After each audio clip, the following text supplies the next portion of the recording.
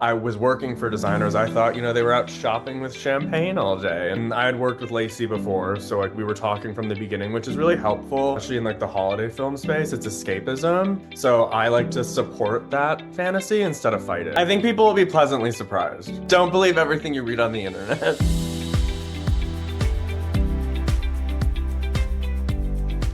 Hi, everyone. Welcome to the Heart Emotion Podcast. I'm so excited to be talking with Keith Costumes today. Thanks so much, Keith, for being here. Thanks for having me. So excited to talk to you about all of the different projects that you've been involved in. We'd be here all day if we talked about all of them, but you know what I mean. And you are just coming off of being involved in a project that should be familiar to Hallmark fans. Can you share what project you just wrapped up recently? I just finished on a grand Biltmore Christmas, which was announced as a sequel to the very fan favorite, A Biltmore Christmas. And yeah, I can't say anything, but it's great and it's pretty. Always want to give a little bit of context because you guys do so many amazing things behind the scenes that maybe they wouldn't know necessarily who's putting all of those amazing costumes and all the process that goes into that. So for them to know that that is something that we have to look forward to. You also worked on the first project as well, correct?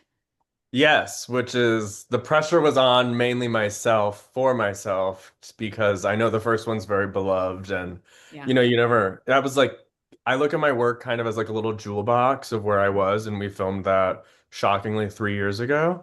So I'm kind of like, okay, well, where are we 3 years later? Yeah. Because now this is like my newer jewel box kind of in the same location of where I am right now creatively.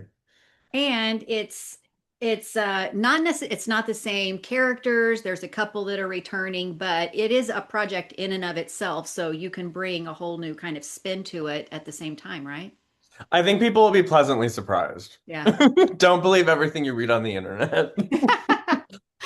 So I'm curious when you receive a script, what's that very first like costume note that you're going to be making in the margins as you're reading through the script? Is it always the same? Is it different? Does it depend on the project? It's always different. For me, I always try to get in my little kid brain with my first read through, and I just scribble like immediate thoughts, Yeah. which are sometimes obvious to me, or they might be obvious to me as like the viewer. Um, and then I never really trust the first draft too much, just because it goes through iterations, and then you look at locations, and things shift and evolve. So I look at the first draft as like my general brainstorm and very broad strokes, and then as new drafts come, I kind of get more into detail. And as that goes, there's also, casting rolls in. So it's like who's playing those characters and all those layers start to come together. I've just learned there's been times, so many times where I get such a specific idea and then you kind of become heartbroken when that doesn't work out. So I like to kind of remain a little bit broad and then focus in as it goes. So, how early then, and maybe it is different for every project, how early are you brought into pre-production in a project like that? It does depend every time. Sometimes you get a call and it's when can you be here? And you're like, tomorrow. So it depends. I mean, I've been fortunate. I work with a lot of the same people who you've talked to as well so I kind of have an idea of what might be coming, but usually it's like a 3 week prep period. If you get a little bit of a heads up, that's awesome. Yeah. A big part of my process, I call it like the marinating process of allowing the information to sit in your mind and see how you feel. And like, I always say sleep on it. And how do you feel when you go to bed? How do you feel when you wake up? Because it could be totally different. But yeah, I mean, in general, it's about a 3-ish week process, and that's kind of where a lot of filmmaking's gone in general too, not just in the TV space. Yeah. Um, but yeah, I mean, that's why series are very interesting to me, and I'd love to do one because you get a different timeline of an evolution of a character versus a shorter production time and a shorter time to tell that story as well. That's so funny that you bring that up. I was driving home to prepare for this interview, and in my mind, I was like, I wanted to ask you about doing series work. There's so many people that the first thing they say is, I want to do series work just because that consistency of having a job to show Oh up yeah. to every day. But why? I mean, talk a little bit more about, the benefits of doing a series versus a movie of the week. Yeah, I was really lucky. I got into the business as an intern and got into the union and this and that in series television in New York City. And even if you just get one season of a show and it's like 1 hour in mini series world, so you get 8 or 10 episodes, that's still almost 8 or 10 hours of content to explore a character from the beginning and end Yeah. versus like a cable television movie is like around an hour and 24 minutes. So it's Mhm. very different mind thought process of like how long do you have to tell the audience who this person is and what Mhm. their story is visually? So when Mhm. I'm working in the kind of TV movie space, I'm being more obvious a little bit than I am if I haven't designed a series yet. I've worked on many on the crew. But I would probably be a little bit more into like the nuance and fine details just because you have a little bit time to understand what those might represent. So yeah, I think it's very important to understand kind of like what context you're working in to be able to set yourself up for success. I think sometimes people don't realize that what you do as a designer is telling a story that supports the big story and that process that goes through it. There's often misconceptions about what a costume designer really does. So, can you talk about a few of those misconceptions that you would want to clear up when we're talking about your job as a designer? Well, it's funny. I mean, I at one point when I got my first internship in the business, totally thought I was going to be on set with the actors. So it's like I understand that it looks a certain way. Even when I I was working for designers, I thought, they were out shopping with champagne all day, and that's very far from the truth. And it's very interesting working in the contemporary world of filmmaking. I do period work too, but people think they're like, oh, well, if you don't make it, you just buy it. And it's like, yes, but you're crafting a closet that matches a person's personality and the character they're portraying. And there's this old saying, which I love and hate, that's good costume design or good design in general is invisible. But it's not that it's invisible, it's just such a good match that you don't necessarily notice it. So I've kind of embraced that. I do kind of like working in like the holiday space a bit, just because people do notice the clothes in kind of a more positive way. But the misconceptions are is yes, that I just get to shop all day and gallivant around. But the reality is sometimes at night when I look at a call sheet, something slips your mind, and then I'm looking, what time does the store open so I can source something and get it on the person in time? Or I've kind of become, I do build a lot of like the hero dresses in some of my films. So it's like, how can I construct something that matches the character in the story in the timeline, within the budget, and all of those things? Um, so I do a lot of sourcing and designing of clothes, but I'm also doing a lot of managing of my team to be able to make those things happen. Would you say that there's as much logistics and budget and all of that as there is that goes into actually like constructing or purchasing costumes? Probably more. I would love to have somebody come in and like analyze and like watch my day to day to kind of percentage it out just out of curiosity. Um, but yeah, there's a lot of logistical meetings. I mean, there's been a lot of times where schedules completely flip. So say you're doing a 3 week movie and say if you're really lucky and you're shooting like the big climax of a story at the end, you're like, "Ooh, I have all this time to like really focus on that." What if it completely flips and this has happened to me and you shoot it on day one? So that's also kind of like where I was saying before of maintaining like a little bit of abstract. So it's like you can adjust and pivot because again, if you get too married to it, you might end up heartbroken. So you've said that you think about the frame and the edit. Hmm. So how does costume design change when you think about how scenes will ultimately be cut? Well, it's the flow of something, right? So I think about the frame because if you look at theatrical versus television, just look how it's framed versus like a cinematic shot and grand and sweeping and you're seeing head to toe. Like I don't understand why I would necessarily focus on like I always use the example of shoes to like if I really focused on I was like, oh, this character loves shoes for whatever reason. Unless she's a shoe designer, I don't think it really matters because we're living in a medium frame. Right. And that's like the kind of outside of my canvas that I get to tell my story. So that's kind of really where I want to focus. I also want to understand the edit of because some people don't even realize in our scripts, like we have morning, day, night, and those are how like we justify the costume changes. So I'm kind of always like, like, did she maybe change before the night, or did she leave right into this pathway into that? How did she experience her day? Is like how we're gonna cut it together, or are you gonna throw in a nighttime establishing shot? And then it's like she's changed for a date night. So it's understanding, is there a passage of time or is it like an immediate cut? I'm always asking questions of when they're walking into a space, working in the holiday winter space, would they have their coat on or would they not? How long have they been in this space? Are we seeing them actively walk in or not? And it's an annoying question, but I don't want it to be weird of kind of like, cut to you're in a pub. Why is their coat on? It looks like they've already had dinner and now they're having like a cocktail. It just needs to like match. Yeah. Because again, if it's not right, you might notice it. So we joke sometimes, and I think it's gotten so much better, but I can think back to certain hallmarks where somebody has traveled somewhere and they've got one suitcase and it's winter and they have five coats. I And love so it. do you watch project? I mean, I know people like, depending on what our job is, we're going to be the biggest critic of other things. So, are you analyzing other projects? Do those things like trigger you? Like, how do you plan out using? I mean, I just think about these coats and I'm like, surely somebody caught that this person has five suit coats in one suitcase. I think there's two pieces to that. For me, I've given even myself watching my own work a lot of grace because I'm the only one that was there experiencing it, and things change in the moment and you adjust and pivot. I've also learned that, especially in like the holiday film space, it's escapism. So I like to support that fantasy instead of fight it. Yeah. Because like if we want reality, we can walk out the front door.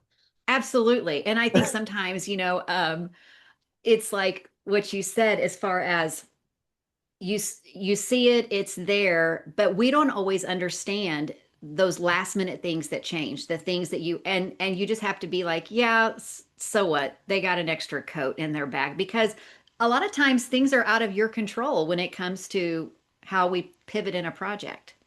Yeah, totally. There's like a ton of great people that contribute to the conversation. And sometimes even there's things that I've wanted in the past and you just don't make the deadline and you have to pivot and you're like, but I have this, or Yeah. there's so many factors. And at the end of the day, don't die on that hill, right? Yeah, you have to like figure out which hills you do want to die on. That's So it's exactly like, it. Yeah. do I want to die on, do I like this ring or is it an impactful like party dress? So you've talked about how you like doing those, more Christmas movies, those holiday movies to have those opportunities, but you had a pretty unique opportunity early on this year. We got to see Lost in Paradise, Oh which yeah, I was was like, where are you going with this? which was a project that you were involved in. So when you first read Lost in Paradise, what was that first image that came to your mind? Well, I mean, the opening sequence obviously reminded me of The Devil Wears Prada, of like the elevator and like boom, and that was always there. And I had worked with Lacey before, so like we were talking from the beginning, which is really helpful. One, having that accessibility and casting early on and having worked with somebody closely previously. So you kind of get their feelings for it, and that's part of me like I always say like threading the needle because it's like the actor and their kind of likes and dislikes and what that they're bringing to the character, and also then like what I'm finding out in the world. And having worked with Lacey before, I know certain brands that like we both enjoy and work really well. So then I use that as a basis to construct what her character's like line would be. Mm-hmm. And it was also it's really fun because obviously like it's just fun and different to like not always do winter and do something that's more like spring summery, and not always have to like the feature be a coat. The feature you can actually see what would be underneath the coat. Yeah. So walk me through that timeline then from getting the call to wrap day. What happens in your world? I mean, we can use Lacey as an example. You already know so much about her style, about how she operates. But when this one was this Fiji that it Yeah. was filmed in? So how does that impact, as far as you're going on location? How does that change as far as your timeline and planning? I had a little bit longer prep time on that just because you have to factor in my prep. I did go to LA. I prepped out of LA. I did a fitting with Lacey. You obviously have to give your time after that to adjust. And then you also have to give yourself time to get it to wherever it's going. And Fiji's the other side of the planet. Yeah. So you have to factor all those things in. And then you also have to think about, okay, in the meantime of this transit time, you're working on everybody else, like on location in Fiji. So I think I probably had like an extra week or so just because the transit time's a week. Yeah. And then you also have to think about I didn't have the luxury of trying like 20 million things and being able to like return it if it didn't work out. We had to be very decisive of like, do we like this or do we not like it? And I always say it needs to be like at least 60% to like give it a shot because otherwise it's like, you can't be like, well, you just don't have the luxury of being like, we'll see. Whereas like in the States, I can be like, oh, I have 3 weeks to return it. If we don't end up using it, no big thing. It's no loss. Yeah. So that just comes with being very clear in like your vision and like making decisions with the team. And I'm really grateful. So, like, I had sent a bunch of extra stuff. I had never been to Fiji before, but things are very difficult to find. So, I was grateful I sent some extra things. They definitely come in handy. You never know. So you did you purchased most of it ahead of time and had it shipped over? It was a mixture. So, like, this is like, I'm a little brave, I guess. All of like the pilots' uniforms I bought before we had casting. And I did that, thank God, because there's nowhere there to source them, even Yeah. close. Yeah. Um, and also something I have to factor in is I need stunt doubles of everything. So I needed at least minimum 3 sets of everything. Lacey had 2 or 3 sets of everything, and then Ian had about 6 sets for him and for his stunt double. So it's not just like the one look, it's the stunt doubles and it's like the multiples of X, Y, and Z and like the different variations of it. Um, so yeah, so that just like you have to like adjust your mind differently of how you're spending and like delegating attention and money because it's kind of like, okay, I can tailor this to perfection, but can I do it the same times four in our timeline? This particular movie, they're, deserted on a beach. There's a lot of physical activity. You talked about stunts, and you're buying costumes that they're going to be very, like in the sand, in the water. And as a costume designer, do you ever have like a cringe moment when you're thinking, this costume's going to be probably torn up, ripped up? I mean, do you ever get that emotional connection to something, or is it just like, nope, this is the purpose that this serves?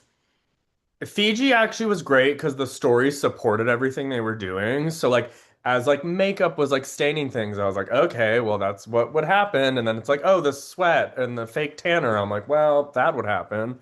And like the oil from sunscreen. Oh, well. And then it's less like actually like there's a shot when like they were fishing and like her skirt is just like soaking wet out of the Yeah. water and it like Yeah. all the threads are just like pulling out. It really helped support kind of Sure. Yeah. because when you just cut a piece of fabric, it doesn't just fray automatically. Like I sat there with my team and like you pull every thread out.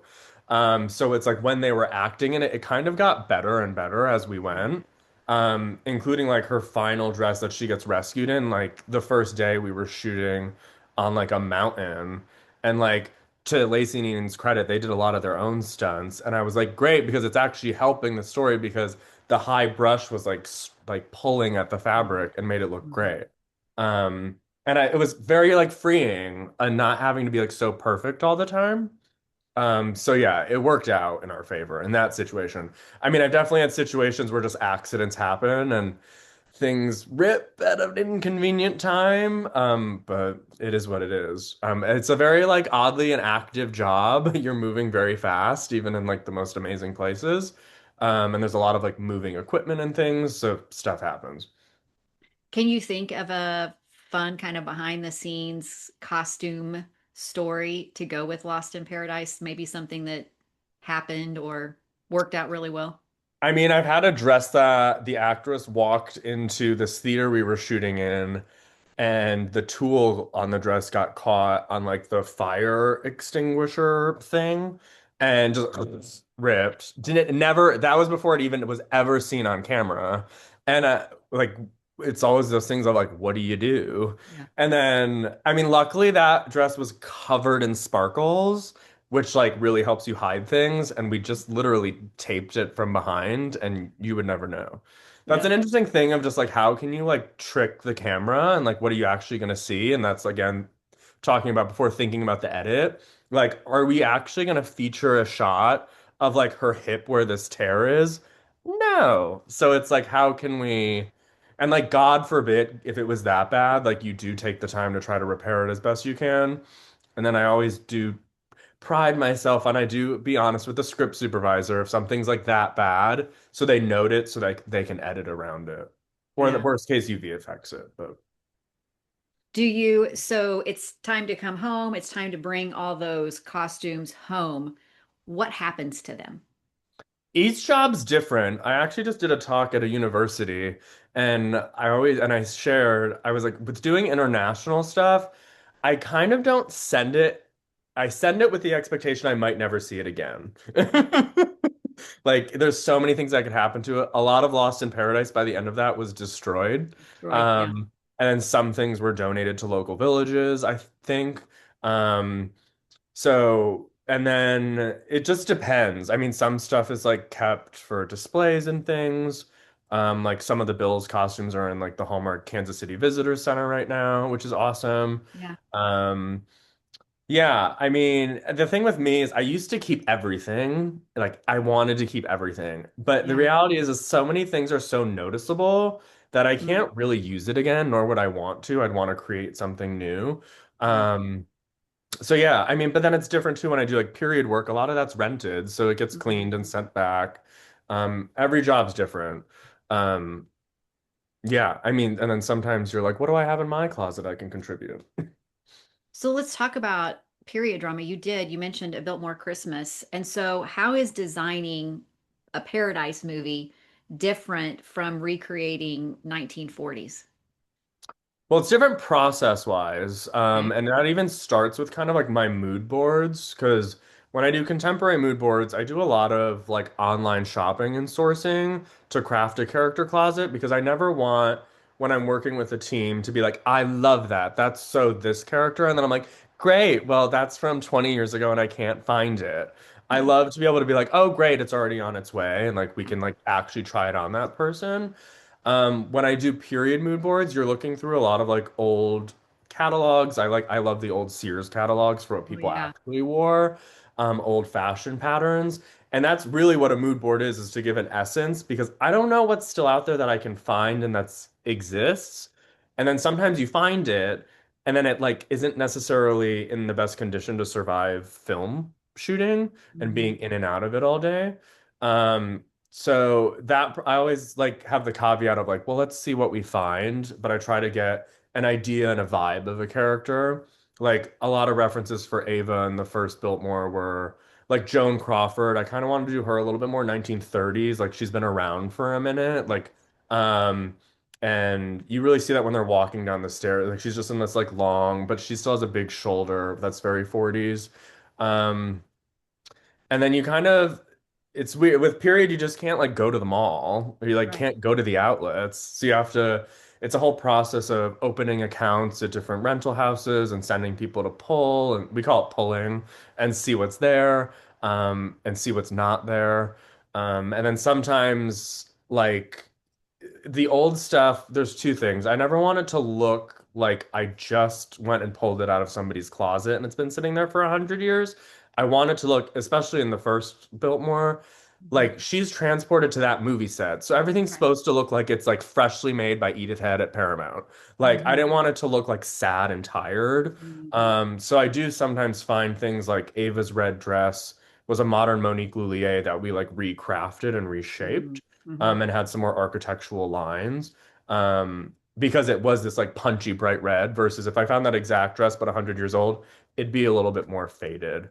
Um, so yeah, and then also you think about how like I always say like the clothes need to perform even if like you're not necessarily like doing a performance in them. Like Lacey's dress in Iceland when they're like running around that museum, like that's another dress that tore. Because I, of course, wanted it to have a giant train on it, because why not? I wanted that drama of it with like where we were shooting. Um, so yeah, it's always like they're different thought processes. The period stuff's definitely fun, but it's a lot more work because the hunt takes a little bit longer of finding the things and the condition Mhm. of what you're looking for. Um, And it's just like in Biltmore one, I put every single woman in seamed stockings because like seamless stockings weren't created until 1953 or 54. But if you're a lady and ever worn a seam stocking, you have to like match the center line up like the back of your leg, and then it's the shoes and the gloves and the bag and the jewelry. Like all those little things definitely matter. And then of course you add a hat. Then you have to work with hair to add the hat to make sure it doesn't fly away. So Yeah. there's just like a lot more steps to it. It's not just like a coat and a scarf.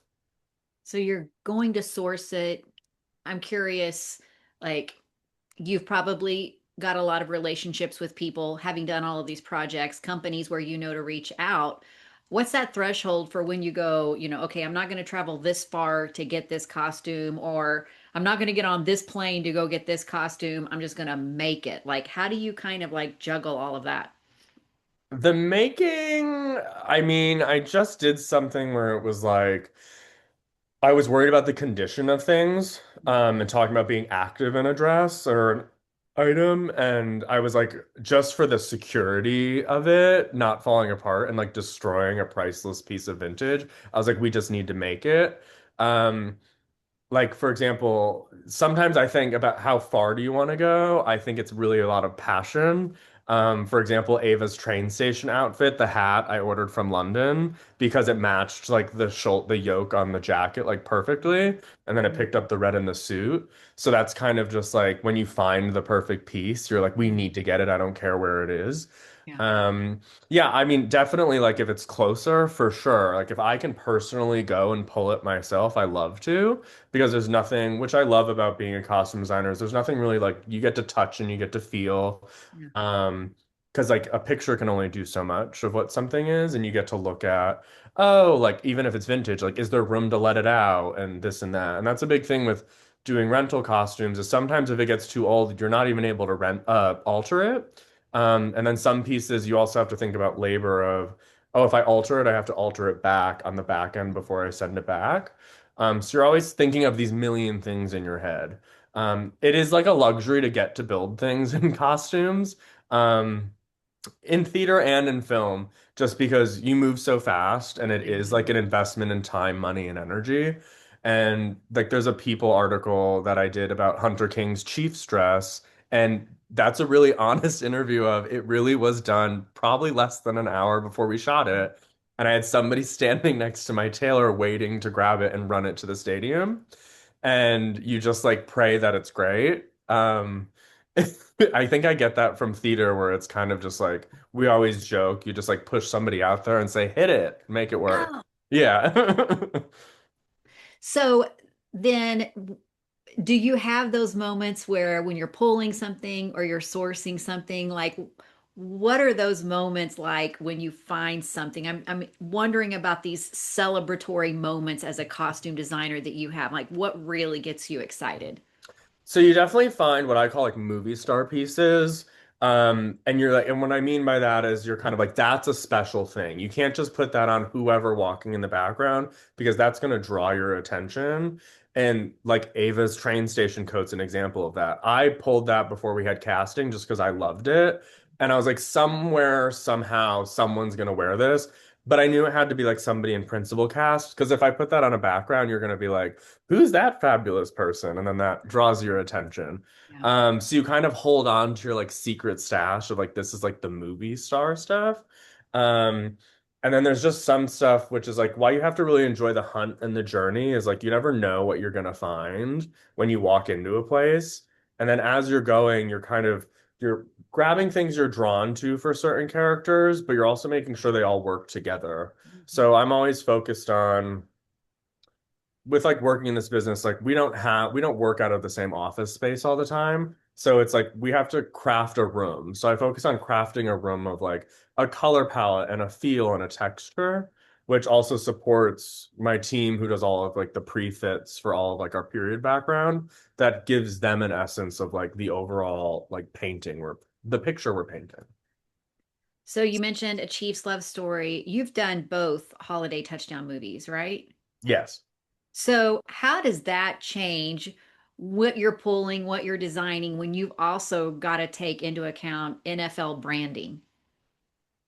Yeah, I mean, they're very different stories. I encourage people to watch both, regardless of if you're They're even a fan of both either of them. fantastic, and I Yeah, agree, completely different in yeah. their own way.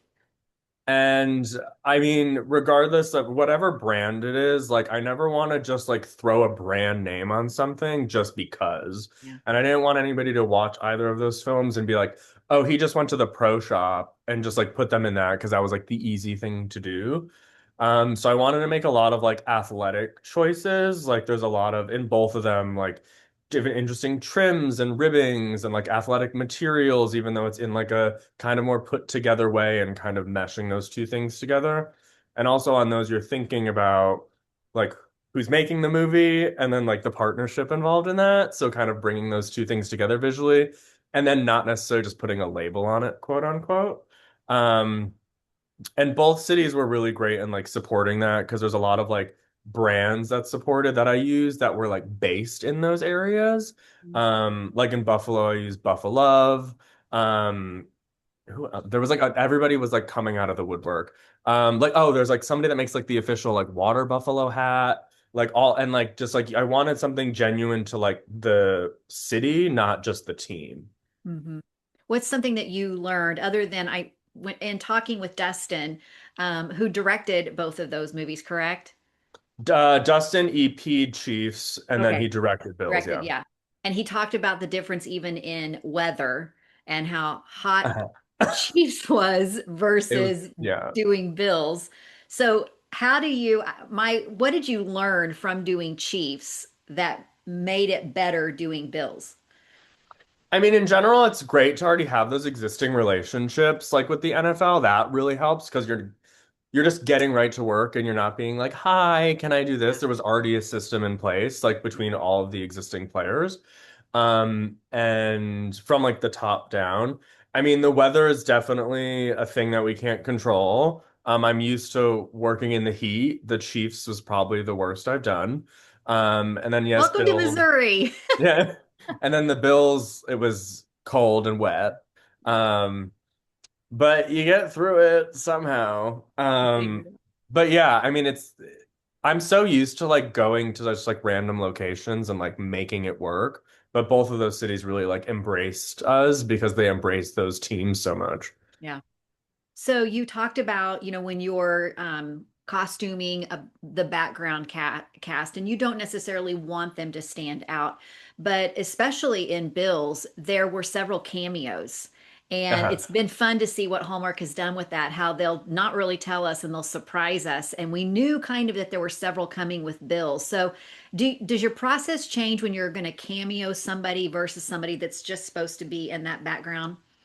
Well, it depends. I always ask, like, are they playing themselves or are they cameoing and like we recognize who they are, but they're playing a character. Um, And then like I remember like Andrew Walker was the bartender in Bill's, but it was like going to Bar Bill, I'm like, what do they actually wear? And they actually wear that Bar Bill t-shirt. So I wanted Yeah. to make sure that that's how we met his bartender character. Mhm. And then obviously like the players are the players. And that's also a thing for me is like I always say like if you want to come in for a fitting, like let's do it. But also since you're playing yourself, like I want to accurately represent who you are. So like please tell me like what you normally would wear in this situation and then we'll go from there. Got it. And all the players are like so into it. And like I love that all the players were like in the hospital scene and then like they wanted to like be there for longer and like they were just like into that community element of it. Yeah. What's something that surprised you in doing both of those NFL projects?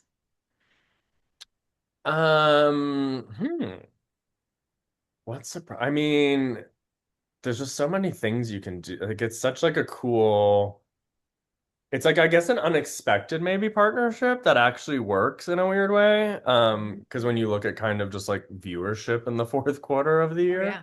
Yeah. um, and how many like different, even just with doing those two, like they're completely different stories, Yeah. which are just like inspired by like those two completely different communities. So that's pretty cool. Um, I mean, not surprising, but like I'm an adapter, and it's kind of like I'm kind of the perfect person to do a football movie because I'm not a football fan. Yeah. So I can adapt to that.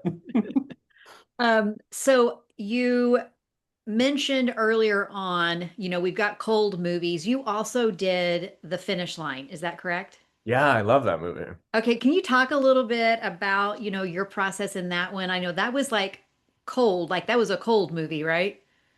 Yeah, I mean, I'm really like I'm always running around at work, so like I don't get that cold, but the actors and like other crew like standing there, I get that you get really cold.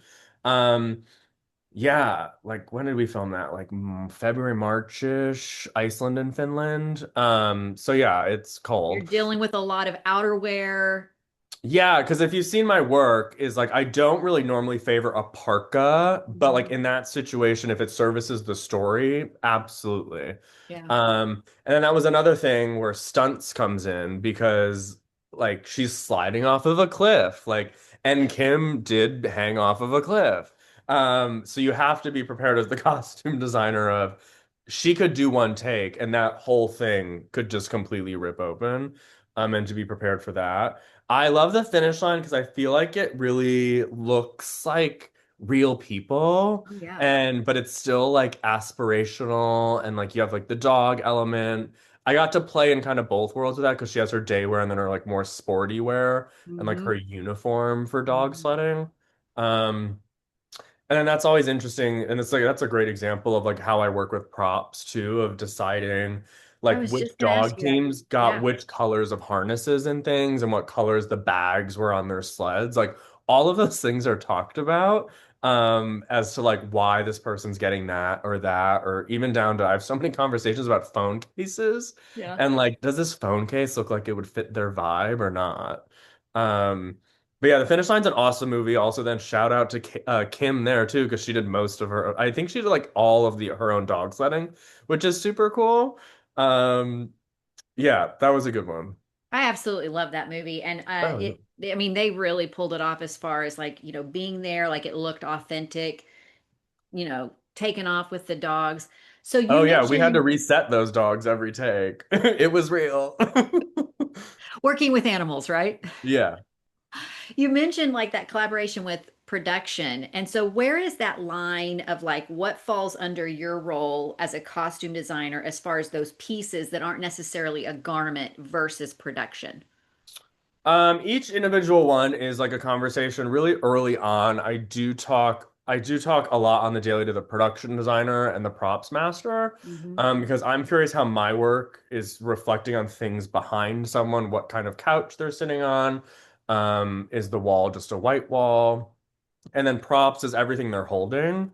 So we have a lot of conversations of like sunglasses and bags and watches because I normally want to source the look head to toe, but it's really, if she's taking something out of the bag, it's really props. So it's Mm. understanding kind of like who's taking care of what. Um, I mean, sometimes like if it's like a branded thing or a brand integration thing, it's kind of out of my hands. But it's always a conversation, and that also includes hair and makeup. The costume designer is really kind of like a glue role that brings in all these people to this conversation. I'm really lucky and grateful I work with a lot of the same people that really trust me to like put that vision together. Mhm. Um, and that are also creative problem solvers. If it's not exactly what somebody pictured, they figure it out. Um, yeah, I mean, sometimes it always comes down to, and even like, sometimes it's like, this is what I got. Mhm. How often are you, because I've heard this even from like series and interviewing like with When Calls the Heart that sometimes or even in other movies where it's like I fought for that. Do you have those moments where because you're the team player, you're trying to collaborate, but as a costume designer, do you have those moments where you really fight for a piece? Or I'm is that more fortunate I just like really a haven't writer director?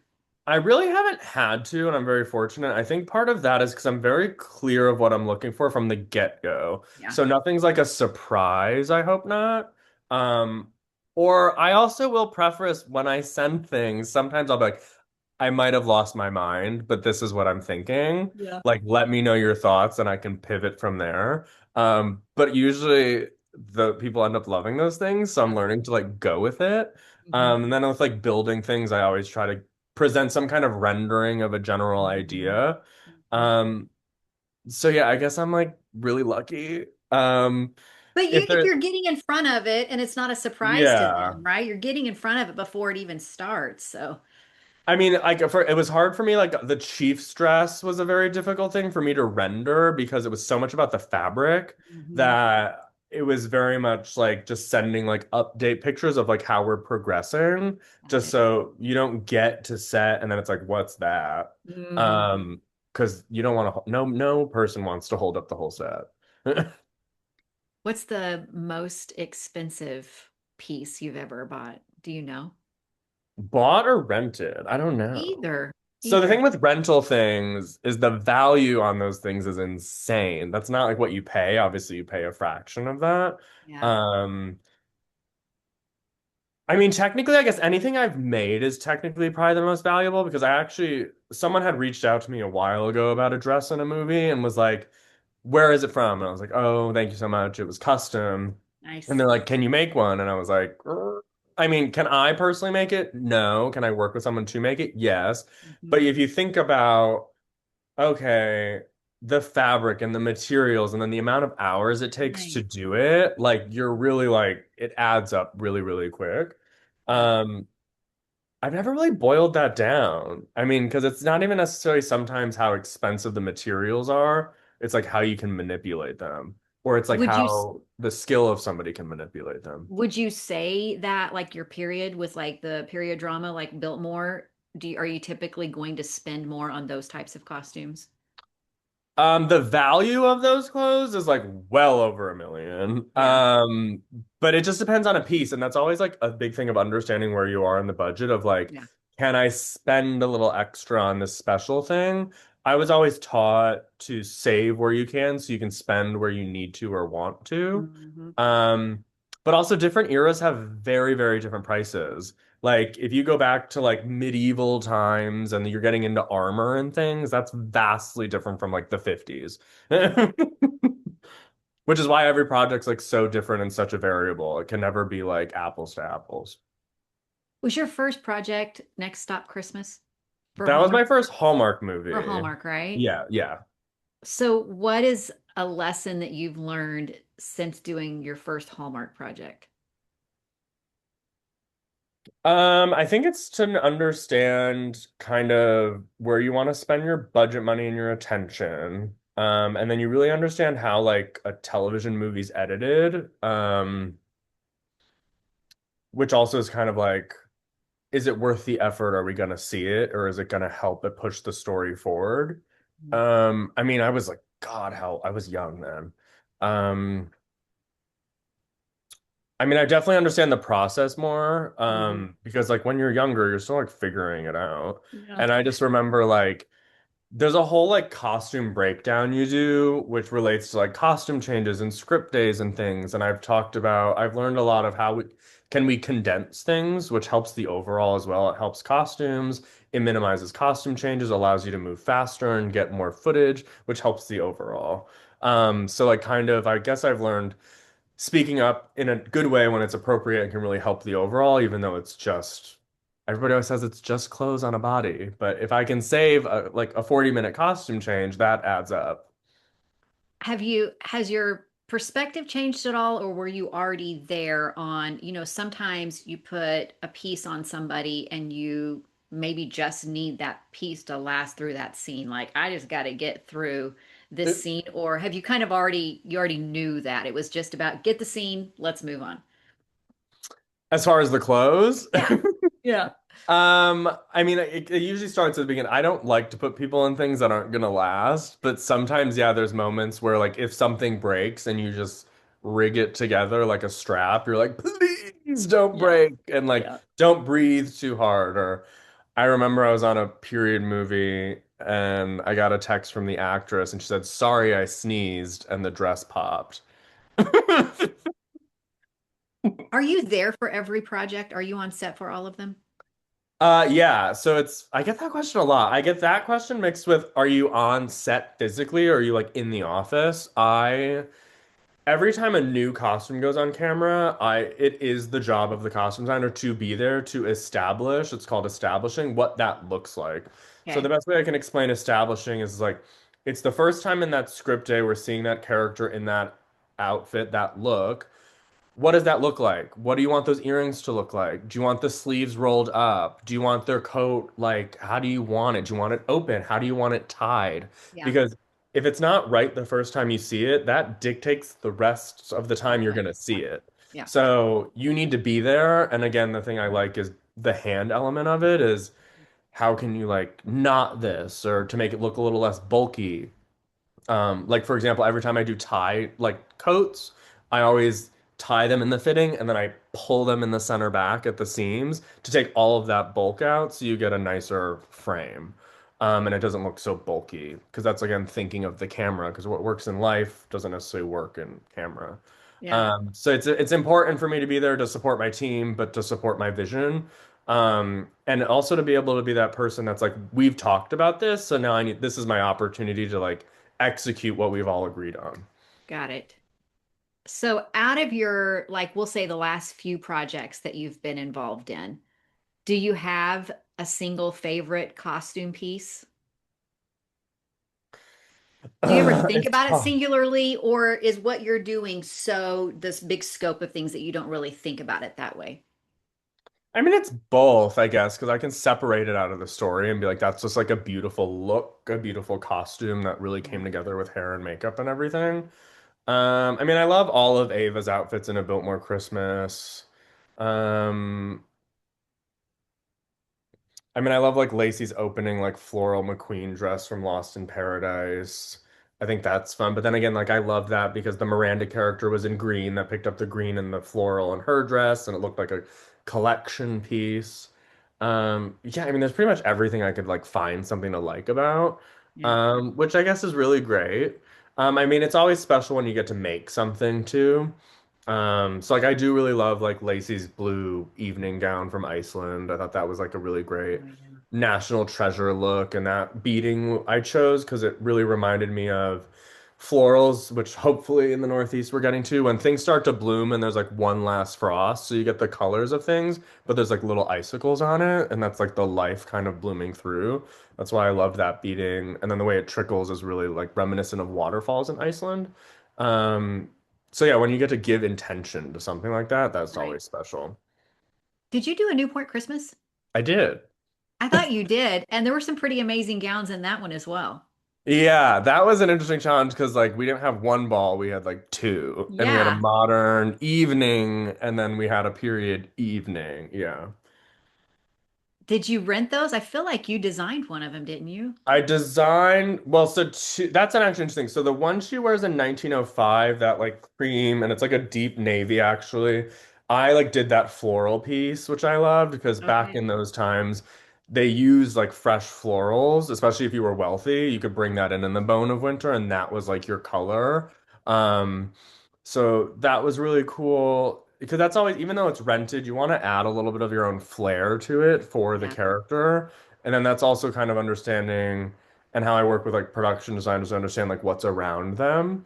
And then we pretty much fully made the modern day gown, which was all inspired by obviously like waves and there's metallics in it, which is the reflections of the water.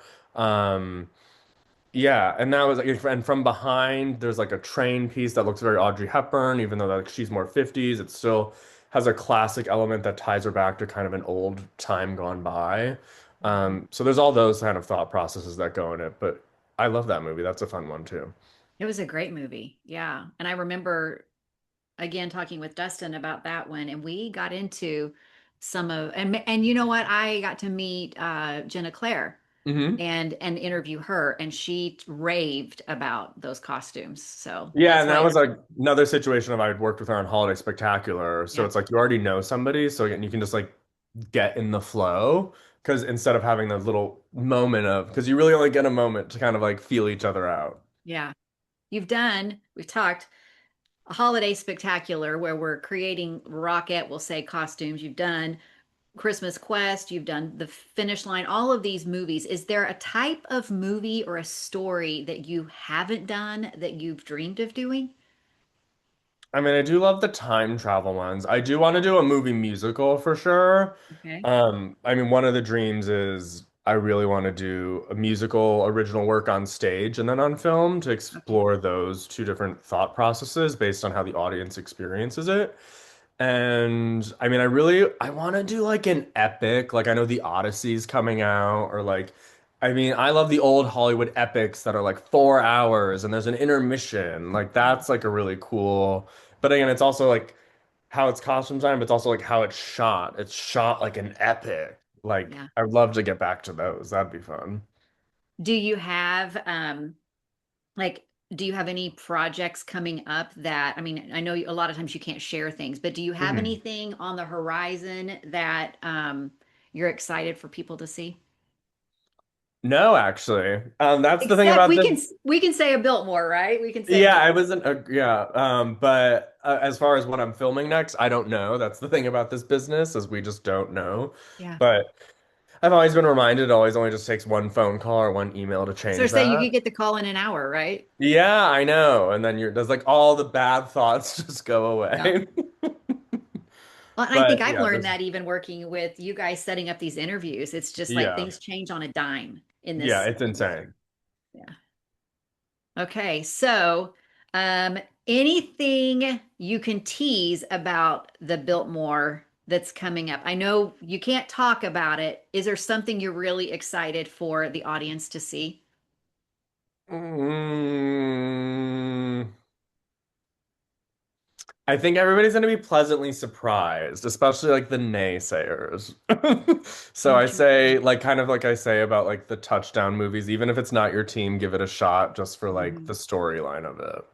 And you're at the Biltmore. I mean, the place itself. Have you And been there before? yes, and I've been over Christmas several Oh, years yeah, that's ago, totally different at Christmas too. Yeah. and it's just amazing. It's its own character for Yeah, real. I yeah, mean, it's insane. yeah, And that's such like a source of inspiration in its own. Um, Yeah, it's like when you film like in New York, New York's a character. Biltmore yeah. is definitely a character, as everybody saw in the first one. Um, so yeah, it's there's some good stuff in there. Do you think that we will have another NFL? I have no idea. That'd be cool. But I mean, just based on, I mean, they've both been very successful. Yeah, I mean, weren't they both like the top rated of the They were year? great. Yeah. Yeah. What did Dustin has, he says there's a name for those types of movies that Hallmark does, has the word pole in it. Oh, tent poles. Yeah. Yes. Like Taught me Biltmore's a something. tent pole. Yeah, I mean, I believe it's just kind of how you would structure kind of like where like these are your bigger kind of Hmm. show pieces. Hmm. Got it. Well, is there a historical, I know you said period pieces, those period dramas. Is there a time frame that you're like, take me back there, I want to design that? I mean, I love like 1880s, 1890s. Like my favorite. Um, but you know, it's like always that thing is like speaking of like the movies I kind of want, it's like the dream to be able to like build everything you could imagine and just Hmm. have, you know, like 60 people sewing all day and that's just like incredible. Um, I think there's something interesting in all the eras, really. And it's I learned in college is kind of like find what you find interesting in those, even if it's not your favorite.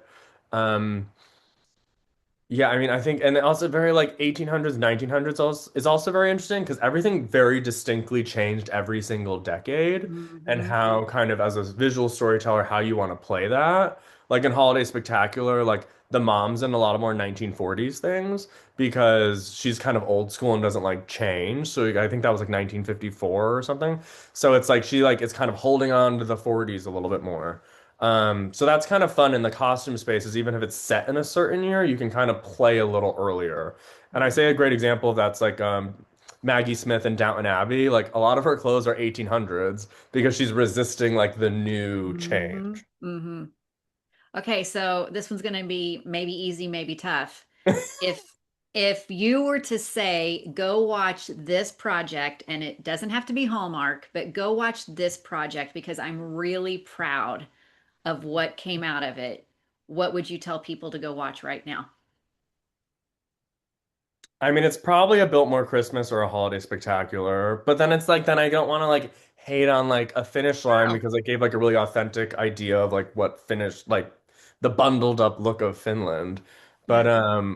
I mean, and that's why I mean, A Biltmore Christmas is constantly ranked for a Yeah. reason. Yeah. It's a great script, and that's a great place to start. It's a great location. There's great clothes. There's great It was cool. That was such a cool experience too as a costume designer because we usually get new background every day. And since the film crew was such like a character in the story, like you got so many familiar faces coming back every day and they all had their own little closets and they got their own routine of getting ready. So all of those things kind of looped in. And I guess that's like for me, like the closest I'm ever gonna get to doing like a real 1940s movie. Yeah. Unless I become, maybe I'll try the hourglass. There you go. Well, Keith, it has been so much fun talking with you. I know that my audience always loves getting the behind the scenes take on these movies. It just makes the experience so much richer when we're watching it. I encourage everybody listening or watching to go get on IMDb, look at Keith's IMDb page. You will recognize a ton of projects that you have seen or haven't seen that you've heard about that you love. I'm so excited that I got this opportunity to talk to you and get your take on that perspective because it's so cool to bring all of those various pieces together, learn what goes into making a project like this. Yeah, thank you. And I hope some of like the movies we talked about, especially like the things we got to make, it's always fun to learn this and then go back and watch it from a different point of Absolutely. view. Yeah. Definitely. Now that you've heard about the gowns, now that you've heard about those pieces, go back and check it out again. So, all right. Thanks, Keith. Thank you. Appreciate All it. right. Bye bye. Bye.